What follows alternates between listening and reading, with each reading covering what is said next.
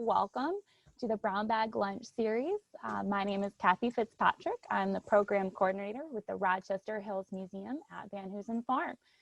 All right, Pat, that means it's all you now. Okay, thanks everyone. I appreciate it, and thanks for sharing your afternoon with us. Thanks to Tiffany and Rochester Avon Historical Society. This has been really a fun collaboration that we do and share our afternoons on Tuesdays once a month. And I will have a chance to talk a little bit briefly on our speaker for next month. It'll be really a fun, super program here. So my program today is called Leaders, Legends, and Liars. It's a chance to just explore these lives who have influenced our community. And behind everything that's ever taken place, whether there's a railroad coming to town or whether there's a major event or a major business, there's always somebody behind that. And in Rochester, we have been just so fortunate. I'm not sure every single town has a program that they could do like this. We just have these remarkable personalities. And some of them, you're going to say, I've never heard of this person. It's because they came here in 1826. That's maybe why you don't know anything about them. And it's the value of why you have a historical museum, because we search for these stories. And I can't tell you how many times we find these people and we are like, oh my gosh, you got to hear this story. So for those who are new to the museum and are new to our brown bag lunches, this is a neat slide to show. It's who we are. The museum complex has certainly grown from 1979 to start off just as the Van Hoosen farmhouse. And in the last 42 years, we have grown dramatically and have added quite a few buildings, most of them related to the Van Hoosen family and located here in Stony Creek Village. And of course, everything we get here is so that we can share it with you and tell our story and be proud of our story and ask those challenging, difficult questions every town needs to ask. And so we're just very pleased that we do currently have some current events going on right now. We have been under for 18 months, not only a little world pandemic, but a major construction project. We completely removed the roof off of our dairy barn, which means that we've had to relocate. I'm currently sitting in the maid's bedroom at the Van Hoosen farmhouse right now, but we're hoping that this summer we'll be back in. So we replaced the roof and we have reconstructed the equipment barn. The goal is that the work should be done in May. No, this is April now, when I reminded all the workers this morning that in 6 weeks I expect them to be gone. So and give my buildings back to us so we can get our exhibits back in there and get back to a new normal. So nonetheless, there's a lot of construction going on here, but we're looking forward very much so, at least by July, to be back in the building. The other thing that all of our programs really revolve around is our archives, and we're really proud of our archives. We identified long ago the most important thing we have in our archives are our newspapers. They're primary sources. We felt that it was really imperative for us to have those preserved and shared. And we can say, and I don't think many other towns can say this, that we have digitized all of our newspapers. They're searchable PDF documents. You can see all these newspapers too. Now, with that said, the last batch that we just finished, 1959 to 79, haven't been uploaded yet onto the website. Yeah, that it takes a little bit of effort. So we have finished the project though, and it's just a matter of us now uploading everything. So if you go to our website, you can see how to do that. If you struggle in any way, but you're curious about something, just call the museum. Samantha Lawrence is our archivist. We will do everything we can to help you and share this information. And we just got great stuff. And we really try to put a lot of our stuff online. So, but let's jump right in. I've got a whole bunch of people. I've got at least 9 guys and 6 women and a horse to introduce you to today. So how's that? Leaders, Legends, and Liars. And there's a horse in there. We're going to talk about that. First one I'm going to talk about is Abraham William Van Dorn. I met Abraham William Van Dorn for the first time on my very first day working at the museum 30-some years ago. And in that meeting, Michigan was just in the process of celebrating its sesquicentennial back in the 1980s. And I had a meeting with Kathy McGregor Rogers, who did a master's thesis on him. And she introduced me to this guy who arrived here in the 1830s and wove coverlets. Fancy coverlets is what they were called. Realize, so in 1838, Abraham William Van Dorn arrived in Stony Creek Village. Michigan had become a state in 1837. So he is 1 year after Michigan is a state. He's living in New Jersey, and his 6 brothers are all coverlet weavers. And as you can imagine, there's no room in his hometown for another coverlet weaver, and he needs to leave. And so he does. He heads to Michigan. The biggest challenge really in our area was that the people who lived here could not afford these fancy coverlets. And certainly there were quilts, and these coverlets are spectacular. They are just beautiful, and they are incredibly heavy. And whenever I have to carry one around, you're working on that. You can feel it in your lower back when you carry these things. They're heavy, they're cotton and wool, and I'm sure they kept you warm. They're just beautiful. Abraham, and so here's a neat part about his coverlets, and you see these pictures here. In the lower panel, he always put who he made it for, when he made it, where he made it. And so you see this one, Mary Ann Jones. It was made by A.W. Van Doren. He couldn't spell his whole name and weave that right into the whole panel. So he abbreviates his name as A.W. Van Doren, a weaver in Avon Township in 1846. For those newer to the community, Rochester Hills used to be called Avon Township, and we incorporated it as a city in 1985. So it always was named Avon. You'll also notice this one is a red, white, and blue. This is a double lily pattern. You kind of see it. This is the cover of Michigan History Magazine in 1987. And he has Michigan in the border and a double lily pattern. If you look at his next ones, this is a double rose pattern. And then this one, it says Oakland County in the border. There were other coverlet weavers, but A.W. Van Doren was the most prolific coverlet weaver in Michigan's history. His entire professional career was spent in Michigan, living in Stony Creek Village. It's amazing. The story is that of the 30 or 40 that we know he made, they're nearly all right here still. The museum does own quite a few. We're probably the largest collection of Van Doren coverlets. We've had a lot of help acquiring those over the years. The Rochester Avon Historical Society helped pay for one, and we sent somebody in a car down to, I want to say Columbus, Ohio, and picked one up at an auction. We've been to Chicago picking up Van Doren coverlets, so we do watch for these very carefully. This is a phenomenal craftsman who lived in our community. What's interesting about the one on your screen right now, you see Lucina Andrus. Lucina Andrus, her and her husband built the Octagon House on Van Dyke and 26 Mile Road. We have the coverlet. Unfortunately, what you see is all we have of the coverlet. These coverlets were frequently, a pair of scissors would be taken and they cut up into small pieces and used in dog kennels and all that to keep the dogs warm at night. The interesting part of these, when you look at the weaving mechanism, is the jacquard loom, which was a little unusual in the rural areas of Michigan. And the jacquard loom takes a pre-punched card. You just see it over on the screen, and then that's fed into the loom, and then that's what programs the design. If anybody who's been around computers for a long time will say, wait a minute, computers used to work just like that, and that's it. The jacquard loom is really the precursor to the personal computer. That's where it all came, where you are pre-programming a machine to have it do what you want. Van Doren used a jacquard loom. If you want to see a jacquard loom, the Henry Ford Museum in Greenfield Village has one. It's in the Greenfield Village portion of the Henry Ford. You can see a jacquard loom all set up, and there's not many around that you could ever take a look at. Van Doren needed a 12-foot ceiling to do that. Most of the houses here in our little Stony Creek Village certainly didn't have a 12-foot ceiling, so he had to cut a hole in the ceiling of his living room, extend it up into the bedroom, and that's how this loom worked. So when you really follow his career, his customers lived nearby, 10 miles. He did advertise in the Pontiac papers as a fancy coverlet, and he went out of business eventually. For a red, white, and blue coverlet, I think it was $2.50. For just the blue and white, it was $2. Way too expensive for people around here to purchase those. But when the Michigan State Fair started, Van Doren was right there. He submitted his coverlet weavings and won first place for the first 3 years of the Michigan State Fair. When you look at our oldest maps here, you'll see everything revolved around water. He lived right across the street from one of our woolen mills. And so it's not surprising. In this area, you would have had, in the Stony Creek area, you would have had a lot of wool because you had a lot of sheep. In this area, because it was called Stony Creek, we had animals that grazed on the ground. We had sheep and cows. That's what we were known for. And the mill that you see there, which you can't see in this picture, but you can see in other archival images of this one, it says Stony Creek Mills right across the top of the 3 windows on the front there. And this was located right on Tinkin Road, right where Van Hoosen dead ends into Tinkin Road, right here by the museum. We have 5 of these mills located in this little village. And at some point, of course, when we didn't need water power and water, factories could be anywhere because we had electricity, this mill was taken down.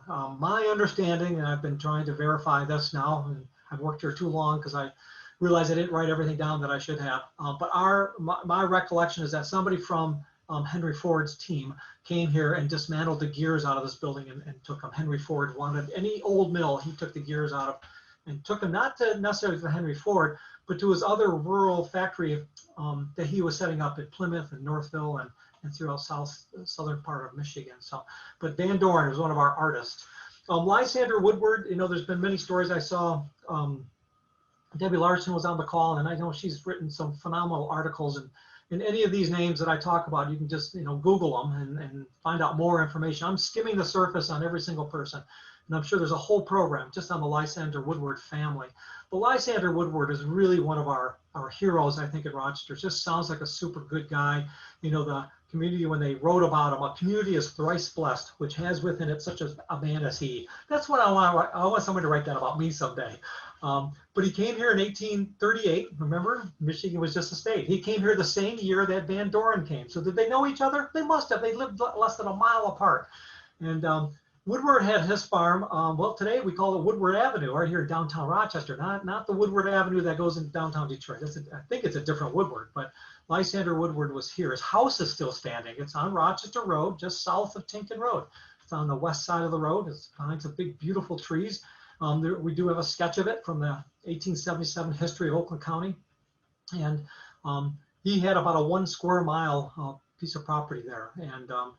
And so he's a good guy. Let's see what he did. Well, he did probably the most significant event in Rochester's history is he brought the railroad to Rochester in 1872. And that changed Rochester. We went from being a sleepy community and having our businesses and your customers being your next door neighbor or your neighbor in downtown Rochester to being your customer now lives in New York City. Your customer lives in Toledo. Your customer lives, you know, anywhere else, Cleveland. You know, he opened up Rochester to the world, and that was the game changer. And he was the president of the railroad, and I'm sure worked very hard to bring the railroad to Rochester. And suddenly, you know, we had 30 trains a day coming through Rochester. 6 of them were passenger trains. And the Detroit Bay City Railroad eventually became the Michigan Central Railroad. And we know that story now in Michigan because they're renovating Michigan Central, which is the big train station in downtown Detroit. That's the same train station that came out to this area. So he was also, though, you see, the Avon Township Supervisor. Today, we would mimic that to the mayor of Rochester Hills, like Brian Barnett. So he was Avon Township Supervisor. He was a Justice of the Peace. So Justice of the Peace and Avon Township Supervisor meant that he was an elected person. Watch how many times I mention that. You know, I don't know how many of us right now, if somebody says, hey, we have an elected office open, would you like to run for that position? I think that there is such a climate right now that you would say, absolutely not. And yet, we need the best and the brightest people running for elected office. And you'll see, and one of the common threads in the people I talk about is how many times they were elected officials. They stepped forward when somebody asked them. I'm very impressed with that because it's hard. It's got to be very hard to run for elected office. He was a district representative for the Oakland County. He was the treasurer of Oakland County, and he was the president of the Oakland County Agricultural Society. I don't know what competition the Oakland County Agricultural Society had with the Avon Agricultural Society, because Joshua Van Hoosen was president there. And I'm gonna, at some point, I'm gonna compare Joshua Van Hoosen with Lysander Woodward. There's a little competition on barns that happened there. I'll talk about that in just a minute. So a great guy. Here's some pressure to put on every single parent out there. Just remember, if you're going to be successful, you better invest in your children, because that's exactly what happened. Now, let's talk about his oldest son, Robert Simpson Woodward. This is one of those where somebody approached me one day and said, do you know anything about the Woodward children? I didn't know anything about him. Robert Simpson Woodward. Graduated from the University of Michigan in 1872. Remember, that's the railroads coming. So Lysander has his oldest son graduated from college, and he's bringing a railroad into our town. So it must have been a very busy year for him. And Robert Simpson Woodward loved mathematics. So I don't know how many times we get kids saying, I love math. I love anything to do with math. I love geometry. I love astronomy. That's Robert Simpson Woodward. Robert Simpson Woodward is probably one of the geniuses in the United States history. And he was from Rochester, Michigan. Went to high school here, went to school here. All of his schooling started here in the Rochester area. And let's just rattle through just a few things. Remember, I'm just blasting through every one of these guys. So in 1882, he becomes the assistant astronomer for the United States Transit of Venus. Well, how many of you have ever heard of the Transit of Venus? I've never heard of it before. It happens every 80 years. Each country in the world would send representatives to work together. And what they were trying to do was really just measure the size of the solar system. And he represented the United States. And they could do that because they knew, oh my gosh, I tried understanding this. They knew the size of Venus, and they knew how long it would take to transverse across the face of the sun. And by measuring the time distance there, they could measure the distance between Earth and Venus. And oh my gosh. And let's just be proud that people know how to do all this stuff. By 1884, he was the astronomer with the United States Geological Service. And then by 1890, he was very involved, and the United States was very involved in mapping their coastlines. You think you're mapping the coastlines really for two reasons. One of them is military, it's for your defense. You have to know where all the hiding spots are on your coast. The other one is just having ports of refuge for all the ships. We were a shipping country then. We didn't have roads and railroads that were quite as established as the marinas and ports all over. So they still had not mapped the entire United States coastline, and that's what he was doing. But it gets better. In 1893, he's a professor of mechanics and mathematics at Columbia. In 1896, he's elected to the National Academy of Sciences. From 1898 to 1900, he's president of the American Mathematical Society. In 1900, he's the president of the American Association for the Advancement of Science. In 1904, Andrew Carnegie tapped him. Andrew Carnegie, remember, is Andrew Carnegie is the wealthiest man in the world. And he's a steel guy out of Pennsylvania and Bethlehem. And he starts the Carnegie Institute, which is the leading brilliant scientists of the world. He was bringing them to Washington, D.C. And Robert Simpson Woodward's in charge of that. When you look at this picture up here, you can see the gentleman right in the middle, his hair is a little bit tousled. And we call him Albert Einstein. This is Henry Ford. And that's who Robert Simpson Woodward's hanging out with, the smartest, most brilliant people in the world. And they were coming to Washington, D.C. And he wrote all kinds of books. These are great books if you're ever looking for something to do in the evening, to read the mathematical theories of the Earth and the probability and theory of errors. I have not got quite through those yet, but by all means, his house is a National Historic Landmark in downtown Washington, D.C. And it's because it's where he lived the longest in his life, 10 years he lived in that house. I've not been there before, I've not seen it, but it is open to the public. It's an organization that's in there, so I don't know if you can walk in it or not. But Robert Simpson Woodward, what a remarkable person. And it's nice to see how parents could be involved in their sons' lives and directing him.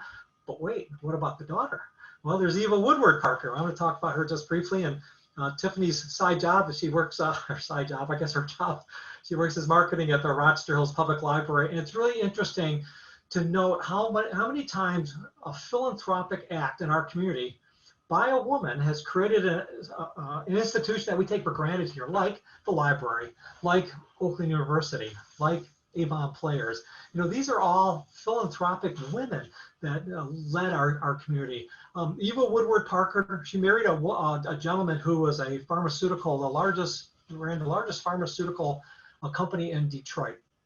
And they lived right up in downtown Rochester, and they did not have any children. Her passion in life was literature and books, and she saw the value of that. And upon her death in 1927, she had her estate turned over into an endowment fund to start a library, and they did. They started the Woodward Memorial Library. And then over the course of time, and this is what happens, when townships and cities believe that millage money, taxpayer money should support it and grow it. That's exactly what happened. So as Avon Township grew, money was put then into the library, and eventually at some point it became the Avon Township Library. And then right now we have, this library that she started. Now you have a collaboration between Rochester Hills, and Oakland Township, and they put all of our money into one pool, and we build one phenomenal library, probably the coolest library ever, and it's the Rochester Hills Public Library. But where did it start? It started in 1927 with a person who had a vision, and you wonder how many people said, that's not what you want to spend your money on. You do something else. And she established something that will far, far, far outlive her life. And what a great role model she is. She's buried in Mount Avon Cemetery, where we just have some phenomenal residents of Rochester who are buried in Mount Avon. So thank you to Eva Woodward Parker. We have the Rochester Hills Public Library. Fidelia Gillette. I don't know if Maureen Thalman was tuned in today. Maureen is working on a book on Fidelia Gillette. I'm hoping that this book will come out in 2021. It'd be really great. I know she's working on it. I only know that because I've had a chance to proofread it, and it's phenomenal. It's a story where I kept putting it down saying, I can't believe this. I just can't believe this, that this person was here in Rochester. And Fidelia Gillette is a woman at a time, we have to understand the time period when women are here, that they don't have a voice. They don't own land. They don't they're not in a leadership role. And here's Fidelia Gillette, who's an ordained minister. They're the only denomination that really allowed women in any kind of a leadership role was the Universalist Church, and she did. And she was involved in the Universalist Church here in Rochester. But she became the first ordained minister in Canada. I mean, she was from Rochester, Michigan. Another whole part of her story that I'm not even hardly going to mention. Her daughter was, she had one daughter, and her daughter was an actress. And Maureen covers that story pretty heavily, and how often her daughter would end up back here teaching acting and singing classes to Rochester students. But in 1874, she was representing Rochester Avon Township at suffrage movement. So you realize 1874, they're working on the women's suffrage. Let's give women the right to vote. And you realize that's not going to happen until 1920. So she didn't live even to see any of this get done. But the efforts that were taken, and it's so, I want to pat ourselves on the back a little bit here in Rochester and Rochester Hills. Frequently, when there were meetings in Lansing, and men and women who were both part of the suffrage movement, and Michigan was very early in approving women's suffrage, very early. The top 3 states that approved women's suffrage was Michigan. I think Wyoming is actually the very first state, but Michigan is one of the top 3. And but it's still, we couldn't get everybody else to be as smart as we are. So, but in 1877, she's an ordained minister. 1896, she founded the Rochester Women's Club. Hey, just coincidence. If you ever want to see the Rochester Women's Club's archival papers, we have those. We have a collaboration with them. It's still an active organization. Then years ago, they ran into the situation where, each new president was getting tired of hauling around the 15 Tupperware boxes full of stuff and sliding it in their basement. And we said, what can we do to help? We'd be happy to hold that for you. It's your papers, but we'll hold them for you and keep them safe. So as you go through these transitions in leadership, we can make sure these papers of these very significant organizations are preserved. And so, when we're doing fundraisers at the museum, frequently that's what we're trying to do, because we're trying to help out about 17 different organizations maintain their archival records. So it's really quite a challenge, but it's something that just has to be done. A lot of the money behind Fidelia came from her husband, who ran one of our grist mills. And this mill was located right underneath the South Hill Bridge. It later became the Barkham grist mill. But she was very involved in the community. She wrote for the Rochester Era newspaper. Can you believe it? A woman had a column. Oh my gosh, she's the only woman that had a column. And the New York Tribune and the Rochester Era both allowed her to have a column. She wrote books, Pebbles from the Shore. I know that we've looked for that. I've seen it on Amazon, and we do not have a copy of that, and one called Truth for the People. So we do follow her. But this is another classic example where if you want to search our newspapers, you can type in Fidelia Gillette, and our newspapers will search 100 years of newspapers and highlight her name in every article. And you can follow up and learn about Fidelia Gillette. Or you can buy Maureen Thalman's book when it comes out at some point. And I mentioned this, women's suffrage was passed in 1920, 15 years after she died. But that's how long these efforts have taken. And, let's line up all the efforts, and how long it seems to take every single effort that somebody has to start pushing the envelope. So William Austin Burt, one of my favorite people to talk about. I have a 1-hour program. I just talk about William Austin Burt. And so here's my little caveat on this one. He's really a Macomb County person. He lived in Macomb County, lived in Mount Vernon, Michigan, which is right on the border of Oakland, Macomb County. Most of that property, or a significant portion of it, is around Stony Creek Metro Park.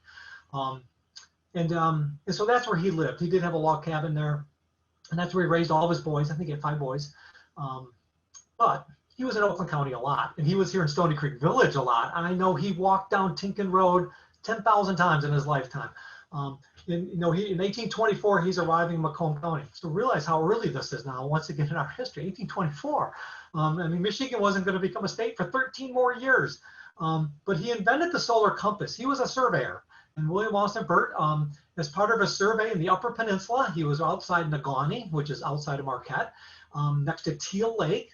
Teal Lake is still there today, and his compass was going crazy. It was just spinning around, and he couldn't find magnetic north. And when you're a surveyor, that's kind of important. You got to know where magnetic north is, and it wasn't working. So he told his guys, he said, listen, put your gear down, start looking around. Something is here, and something is happening to our compasses. And they discovered iron ore. Iron ore, the greatest discovery in the industrial history of the United States, was discovered by William Austin Burt. And the Smithsonian Institute came up in 1840 and got the rock, 6 tons, and hauled it back to Washington, D.C., still there today.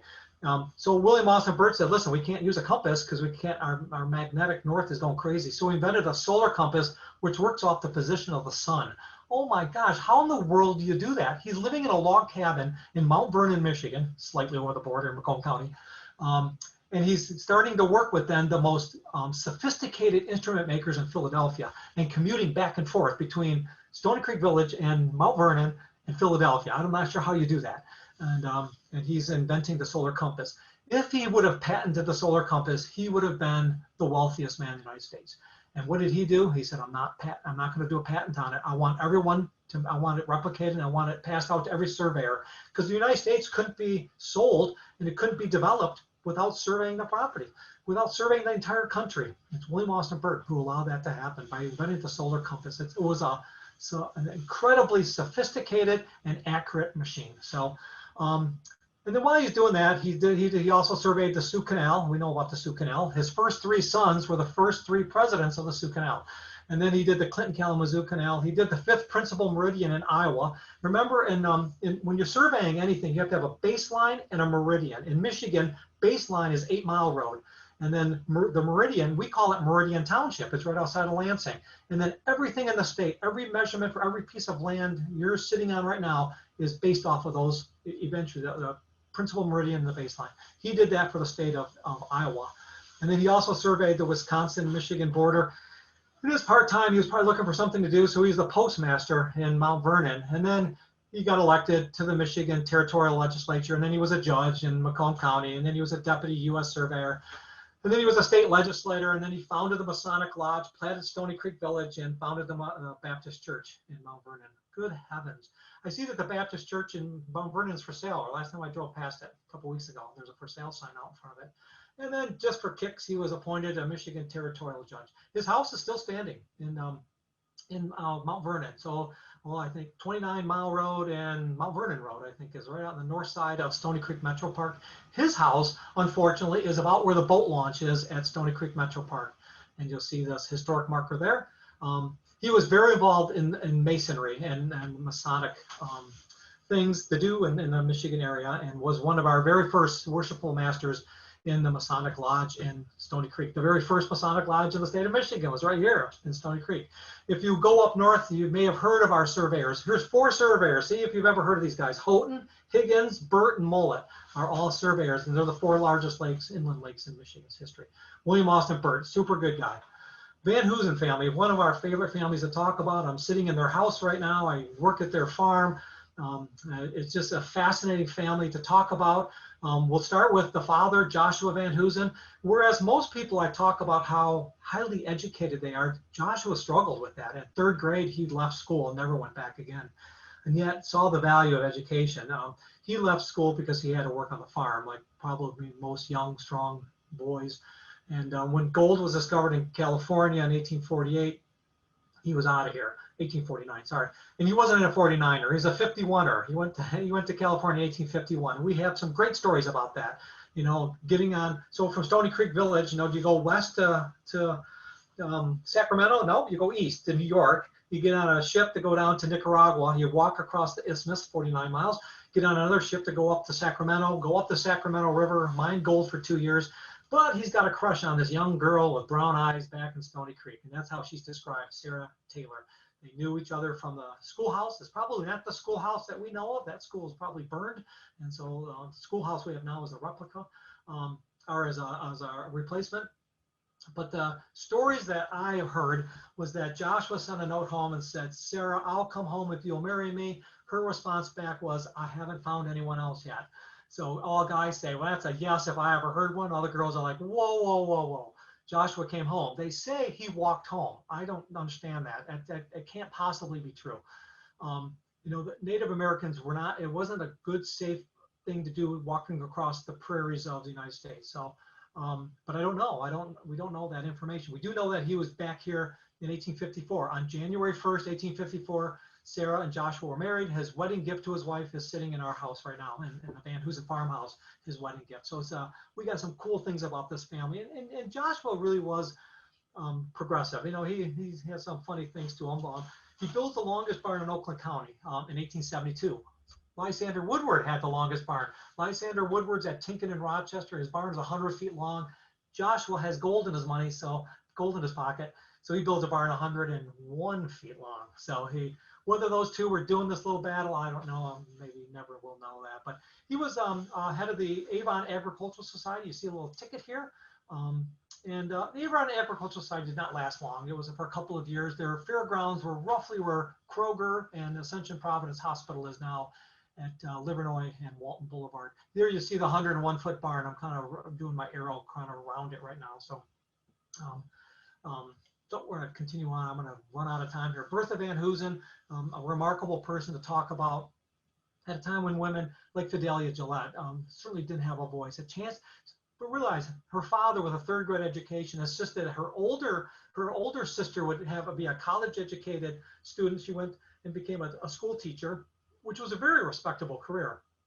Being a woman doctor and a surgeon was not. And in fact, Joshua and Bertha had a falling out. And it's a sad part of our story to tell about. He thought it was the disgrace that she brought to the family by being a doctor. That was not something that women should be doing. And Bertha, you know, when Bertha died in 1952, Bertha was the best known woman doctor in the world. I mean, to think that, you know, because of Joshua Van Hoosen, and she said she was the dog-like companion to Joshua Van Hoosen. She followed her father everywhere. When he would plow the field, she was at the end of the row with a dipper of water for him. She followed, and when he was slaughtering a hog, she was right there. She wanted to see how the lungs were connected to the stomach and how all the arteries fed in, and she was into that, the blood and guts of a farm. Sorry for everyone eating lunch right now, I apologize. But that's where she got her rudimentary education in anatomy and physiology and all that. It was here on the farm. And it's just a remarkable story. And I'm going to end it with Bertha on this. Petticoat Surgeon is her autobiography. It was a cat call, the boys called her, and she ended up calling herself the Petticoat Surgeon. She thought they recognized her seamstress skills, when in fact they were trying to belittle her. She's the only person in all of her classes. Wasn't the very first woman graduate from the University of Michigan, but one of the very earliest. And she wrote a book, Petticoat Surgeon. And we just finally reprinted that book just in the last week, and have lots of copies of it now. If you've never read Petticoat Surgeon, it's time. It's time. When I'm done, hit our website, order one, and read it, and you will not be disappointed. And I will make this offer to you. I've been making it for 30 years. If you don't like it, I'll buy it back from you. So what you'll do is you'll read it, and you're going to hand it to somebody and say, you got to read this book, because it's the most unbelievable book you've ever read. So trust me on this one. When she was 88 years old, she finally stopped her medical practice because her 96-year-old sister broke her hip, and she came home to take care of her sister. And then think about the influence on her niece. Her niece is Sarah Van Hoosen Jones, who's growing up. Her grandfather, Joshua, was somebody who believed that women should be educated. He died when Sarah was just a little girl. Her father died when she was a kindergartner. So she's being raised by an aunt who's a surgeon, her mother who's a college educated teacher, and her grandmother. And so Sarah is, you know, being raised by these women, being pushed towards a career in medicine, when she finally says, how long do I have to study medicine until I have enough money to buy a dairy farm? And they realized they had eyes that did not see. They said, your passion is and has always been agriculture, but we couldn't see that. And so they sent her to school. She went to the University of Wisconsin, and everybody says, why didn't she go to Michigan State? Well, the family was living in Chicago with Bertha. That's where Bertha had her main office. And so she got her master's degree in animal husbandry, a PhD in animal genetics.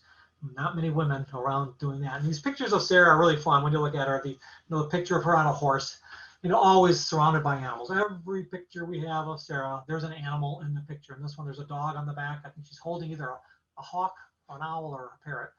And then this is probably one of her many ponies she had. And this is a picture of Sarah too. We have lots of descriptions of her. Her hair was very short. She didn't wear dresses, so whispers were always out there. And boy, at some point you would hope in society we would learn our lesson about how we talk about people. But when somebody in the state of Michigan had to do certified milk, which meant the milk was produced and bottled on the same farm, so no middleman, no chances for bacteria or contamination, the Van Hoosen farm said, we'll be the first ones. When somebody said, we want to try these new things called silos, they're round, we store lots of grain in there. The Van Hoosen farms, we'll do it. When they needed to do concrete floors in barns to see if that would keep down bacteria counts, the Van Hoosen farm said, we'll do it. And so these are leaders who risk their own personal dollars, and Sarah Van Hoosen Jones did that. And at the end of her life, what did she do? She donated all of her beloved farm, 5 generations of her family, and she donated it ultimately to our community to be used as a history museum. That makes all of us the 6th generation of the Taylors and the Van Hoosens. So we take that responsibility very, very seriously. Howard McGregor, he's a businessman and a philanthropist. His twist drill is a building that's still standing at the corner of Tinkin and Rochester Road. U-Haul is in there now. But that was a building at one point had coiled barbed wire around the fence line and a man on the top of the roof with a high-powered rifle with a scope. And in World War II, if you were trying to get through that fence without permission, you were going to be in big trouble. They were making most of the rivets for every airplane and every naval ship for World War II in the United States was being made here in Rochester. So this was a huge operation, the largest employer. You'll see a 650,000 square foot building. He was in downtown Detroit, but got landlocked in his building. So he moved it out here and hired 1,800 Rochester residents, to work here. So you can imagine the traffic jams on 3 shift changes a day. And at some point there was a railroad spur from downtown Rochester came up to the Twist Drill. And I still can't find out the details about that, but there was a railroad spur during World War II, and it's gone now. But it was Rochester's largest employer. Howard McGregor Sr. was eventually followed by Howard McGregor Jr., and Howard McGregor Jr. was also involved in farming. It was his side job. Their passion was working at Twist Drill. They were industrialists. They were tool and die guys, but they on the side they dabbled around with raising Guernsey and different Aberdeen Angus cattle. This is beef cattle, not dairy cattle. The Van Hoosen farm was doing dairy cattle, so they were doing beef cattle.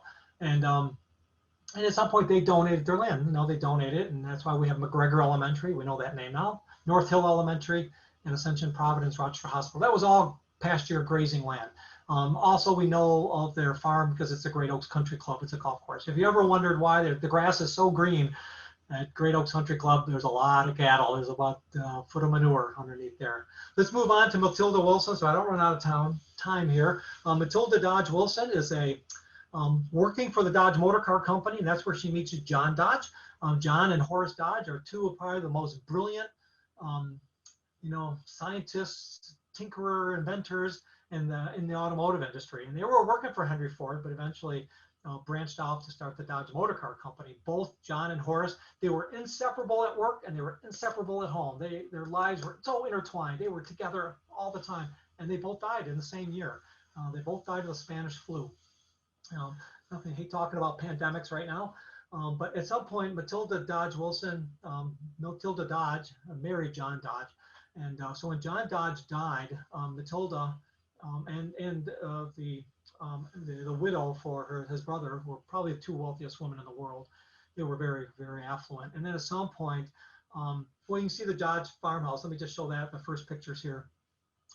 John Dodge and Matilda wanted to get out of Detroit on the weekends and just get away from the smog and the grit of a downtown industrial city. And so they bought a big chunk of land up here, and it was Avon Stock Farm, and they had a place to get away from it all. But John also brought a car home with him, and he would drive over all the hills, driving around, trying to make sure the suspension and everything was working well.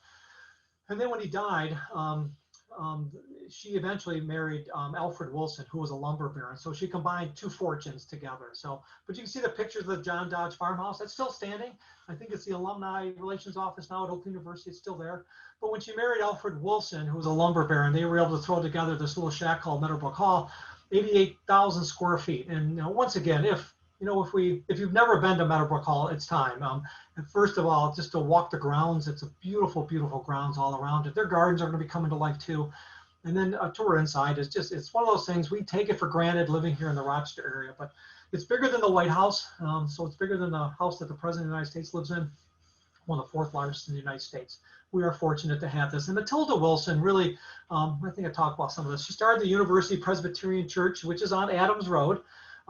She was elected to the State Board of Agriculture, which today we would call Michigan State University's Board of Trustees. Her and another farmer named Sarah Van Hoosen Jones were both women at the same time on the board of trustees. They both had major farms in Rochester. They both donated their farms to Michigan State University. So it's really an interesting parallel between these two.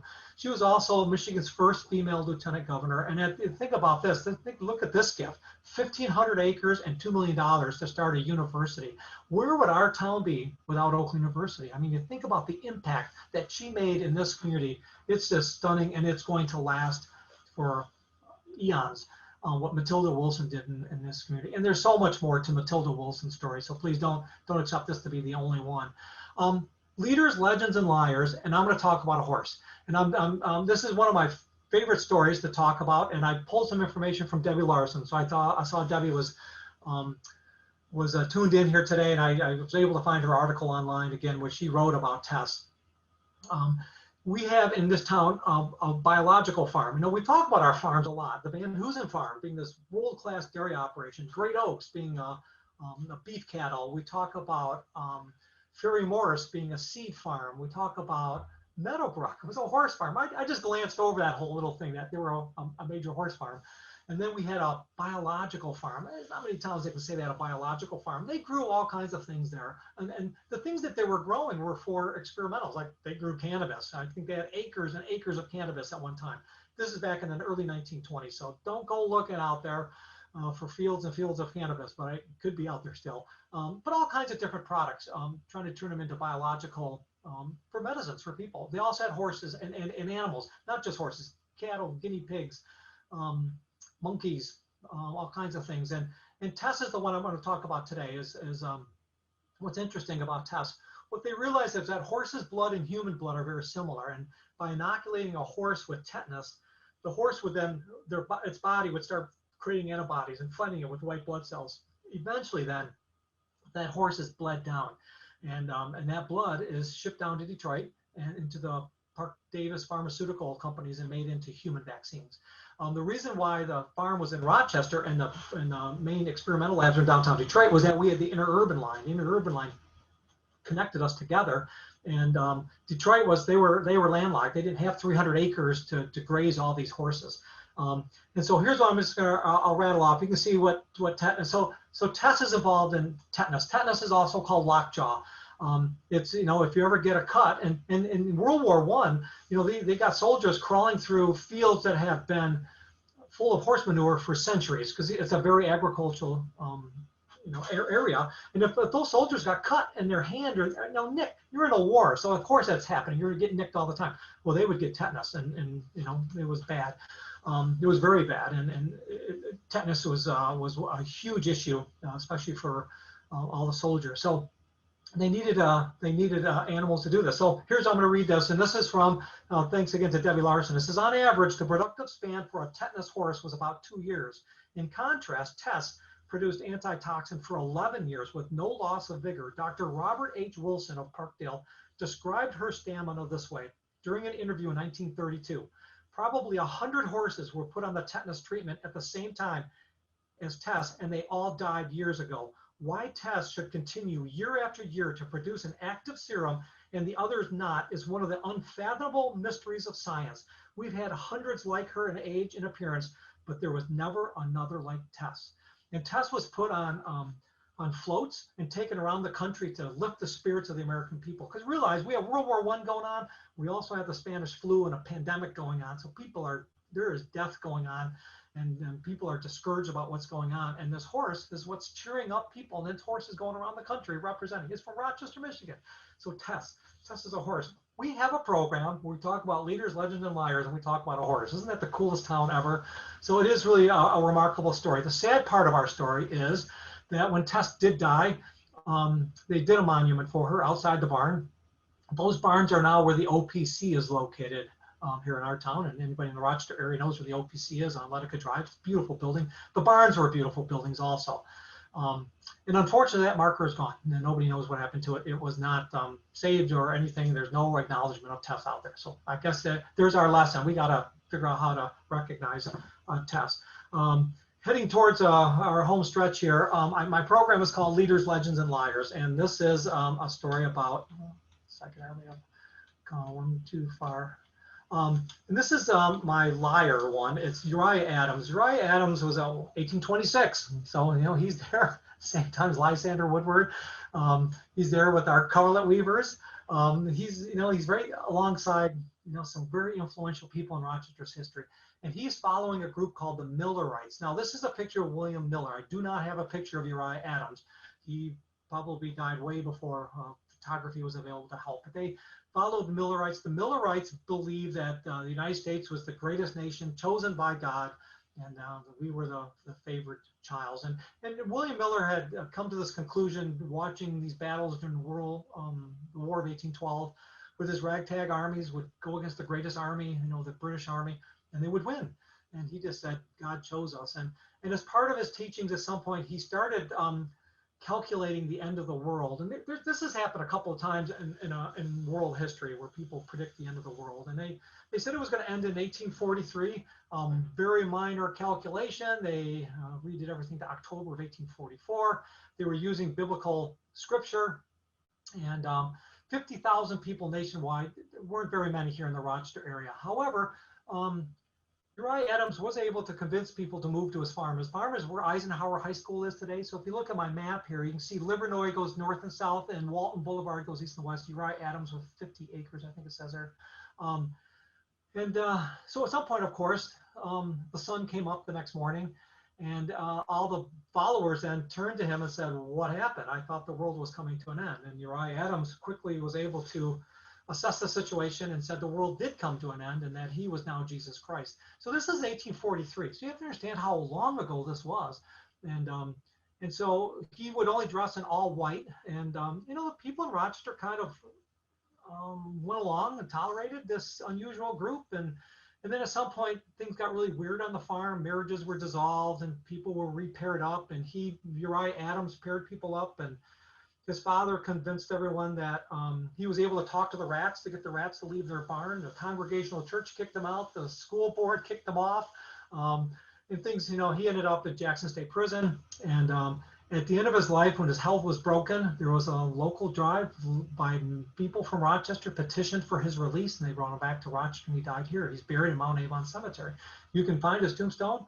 And it's really sad when I go up there. I poked around his tombstone, just staring at it and realizing his infant son who died 2 months after birth is buried right next to him. And there was certainly some sadness there. But once again, as we know in history, there are delusional leaders out there, and we can rattle off many names out there. And it's up to us to know who the good ones are and who are the ones that are not. So Sam Harris is one of our remarkable leaders. He was the only soldier from Rochester who was an officer in the Civil War. I'm sorry. I do talk about Sam Harris quite a bit in my programming here, just because it's a story that's so unbelievable. Sam Harris he's an officer. At some point, he's in charge of a group of men, and their job is to go raid into Libby Prison. Libby Prison is located in downtown Richmond, Virginia, and it holds Union officers, and his job is to release them.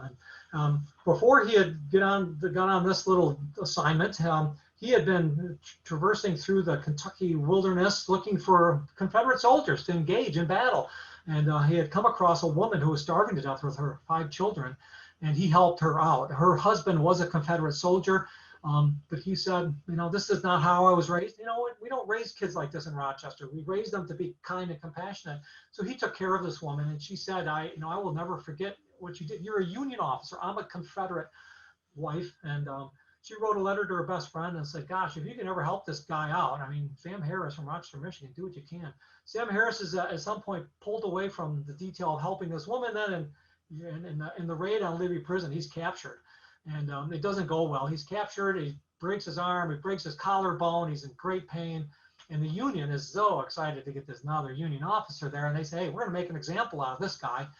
He's going to be hung. And we're going to make an example. It's going to be a little tailgate party on a Saturday or Sunday morning. We're going to hang him, and everyone's coming. And what a great opportunity. Jefferson Davis, the president of the Confederacy, is in town this weekend. So the president and his wife are going to come. We get to see the president. Oh, this is going to be great. And lift the spirits of the Confederate people. The war is not going well.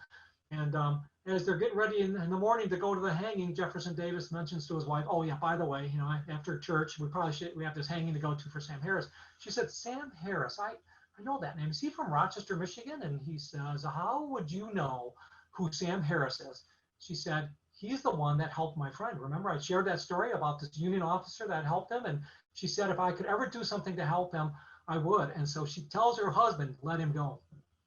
Cancel the hanging. Sam Harris should be set free. And Sam Harris is released and comes back to Rochester. And what does he do? He writes a book. And here's his book. Michigan Brigade of Cavalry at the Battle of Gettysburg, because he was there.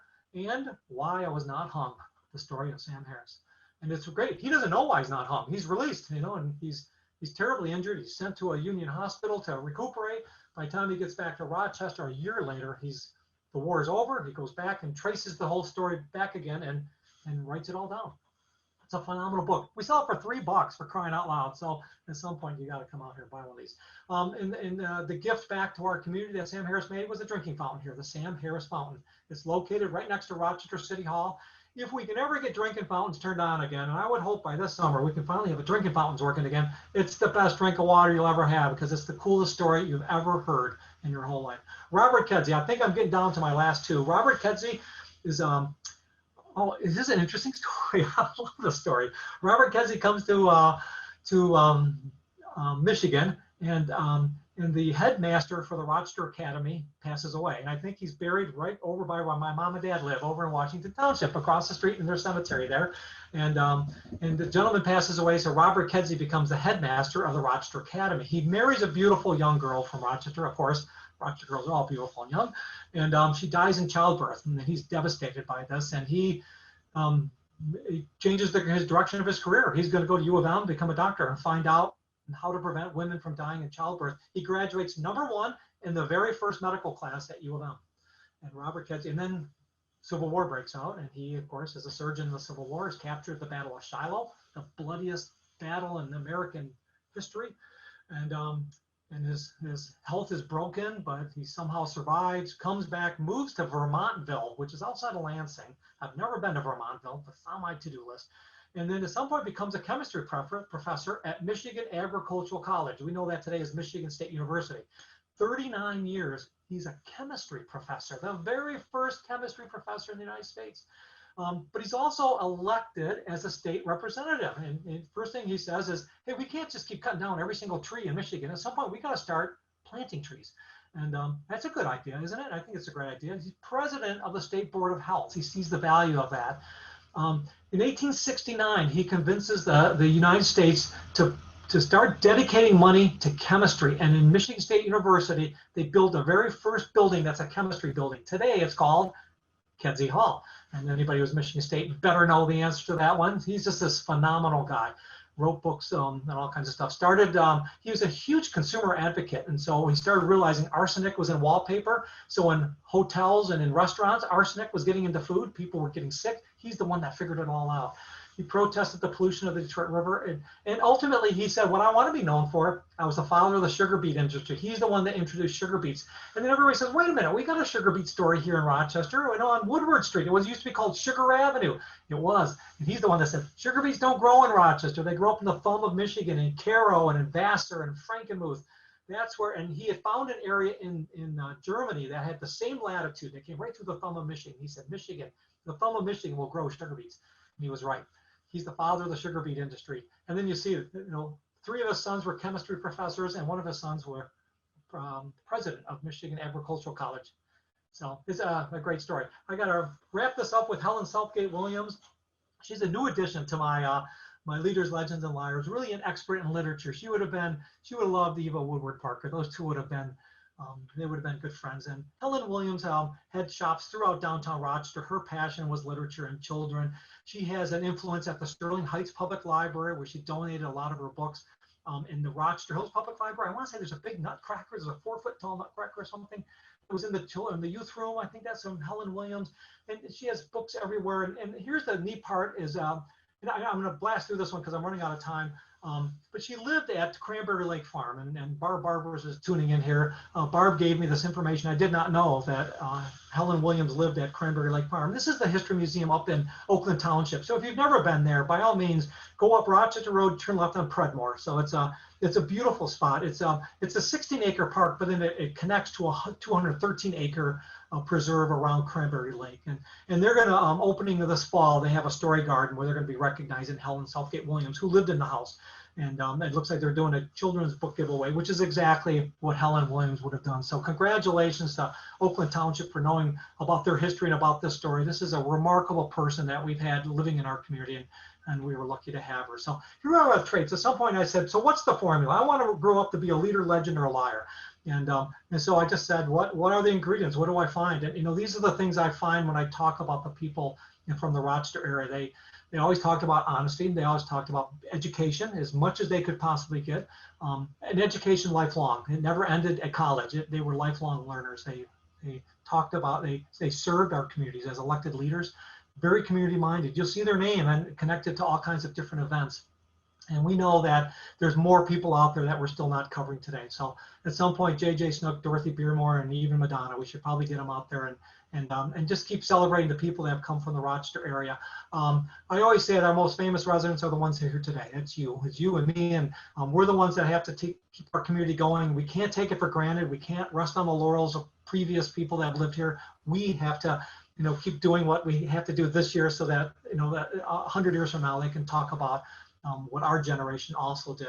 And next month, we will feature Gladys McKinney. Gladys is 93 years old. She's in our Michigan Women's Hall of Fame and in our local community Hall of Fame. We did an interview with her in March and talked about her life. She's done these remarkable things in the Rochester schools, and she's going to be sitting exactly right where I'm sitting right now. And we'll have a chance. We're going to watch her video that we've done on her, because it's a great chance to document her and talk to her, and then she'll have a chance to say some words, and we all have a chance to ask questions of Gladys McKinney. So we asked you to sign up for that one, knowing that in the next couple of months, gosh darn it, and probably May we'll be doing it in Zoom, and then when we start up the brown bag of lunches, maybe in the fall, in September, October, November, I would really like to do those in person.